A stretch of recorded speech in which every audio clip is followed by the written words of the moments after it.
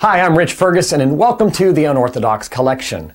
I'm very excited to share with you tons of moves I've come up with over 15 years as a full-time magician. Now these moves are very useful in my everyday magic and I hope they'll be useful for you too. To start with, this DVD is going to be broken into two main sections. The first part is going to be devoted to the main utility move I call the fallout. And now it's a really weird utility move that I've come up with that's kind of a hybrid between a second deal, a palm, a double lift, a side still. You're going to see it in a minute and I hope you enjoy it. It lets you do many different things with it.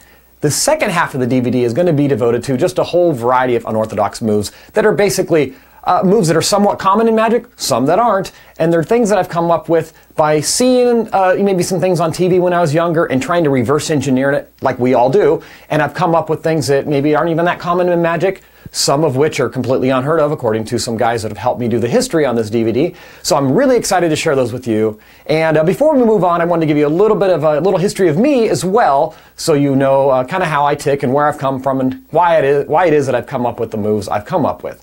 So obviously I'm Rich Ferguson, and I started doing magic really late. I wish I had the support and the opportunity to have done magic when I was younger, but I just didn't.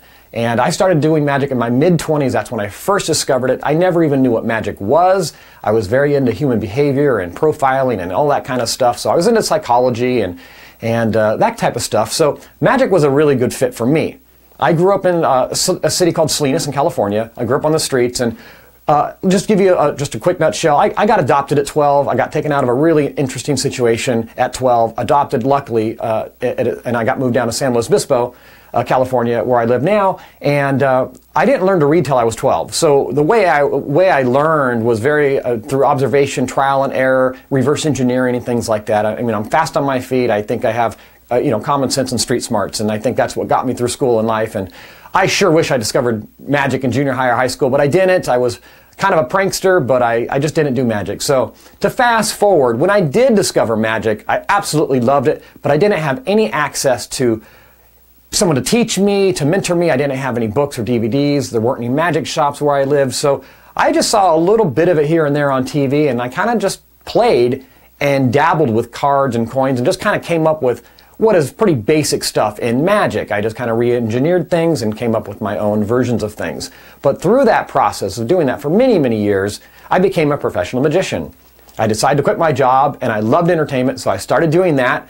And for 2 to 3 years, I still had never seen a magic book, a magic DVD, and it was all, my entertainment was based on humor, human behavior, and just some of the weird tricks I just kind of re-engineered that I had seen that I know are common in magic.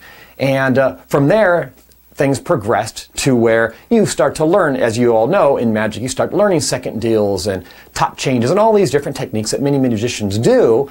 But I just came up with my own variation of those, or I would sit down and, how did they do this? How did they do this? You watch these gambling movies and you see that they're sliding cards from inside the deck out. So I sat down and came up with what I thought was the method.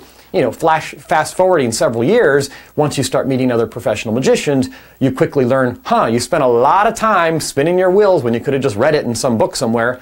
But on the other side, the beauty of it, especially in my situation, doing it all on my own, is there were a few things I came up with that even some really great magicians out there go, that's crazy, that's brand new. So I hope that there's some things in this DVD that you also find that are brand new, a little unorthodox, but I think that you're going to find they're very useful in your magic. And I'm going to quit talking. I want to get to teaching you what some of these moves are, because I want to try to condense as much time as we can in this DVD to make room for the moves. I will let you know that there is not going to be any live performances. It's just going to be me doing all kinds of angles, showing you things with cards, and there's just no need for live performances because I'm just going to be teaching you some handling and some concepts. I'm not going to be teaching you routines per se. So.